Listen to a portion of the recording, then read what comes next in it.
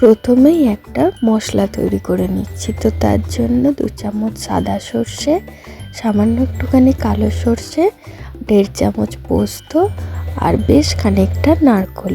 নারকোল হচ্ছে এই রান্নার হিরো ইনগ্রেডিয়েন্ট। আর সঙ্গে দিচ্ছি বেশ কয়েকটা কাঁচা লঙ্কা। একদম স্মুথ একটা পেস্ট বানাবো। পরিমাণ মতো বাটা মশলাটা নিয়ে নিয়েছি একটা জায়গায়। এখন দিয়ে দিচ্ছি কিছু গুঁড়ো মশলা, স্বাদ মতো নুন, সামান্য একটু হলুদ আর একটুখানি লঙ্কা গুঁড়ো। খুব ভালোভাবে জল দিয়ে মিক্সড করে নেবো। একটু পাতলা করেই নিচ্ছি, কেননা নারকোল আছে তো ফুলে গ্রেভিটা অনেকটাই হবে। এখন এর মধ্যে দিয়ে দিচ্ছি আগের থেকে নুন মাখিয়ে জল ঝরিয়ে রাখা চিংড়ি মাছটা। আর কিচ্ছু করতে হবে না, উপর থেকে কয়েক ফোঁটা সর্ষের তেল ছড়িয়ে দেবো শুধু। আর দিচ্ছি কাঁচা লঙ্কার জায়গায় শুকনো লঙ্কা কুচোনো।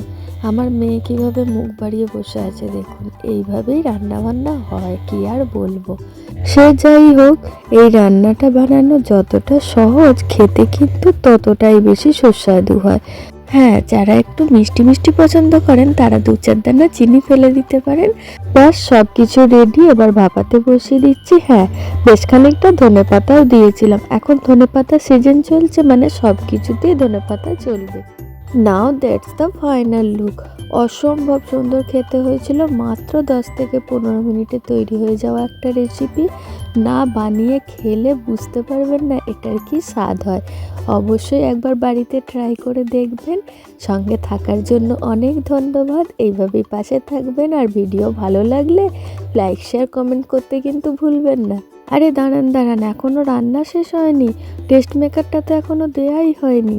এই যে গন্ধরাজ লেবুর রস অবশ্যই দিতে হবে এই রান্নার মধ্যে।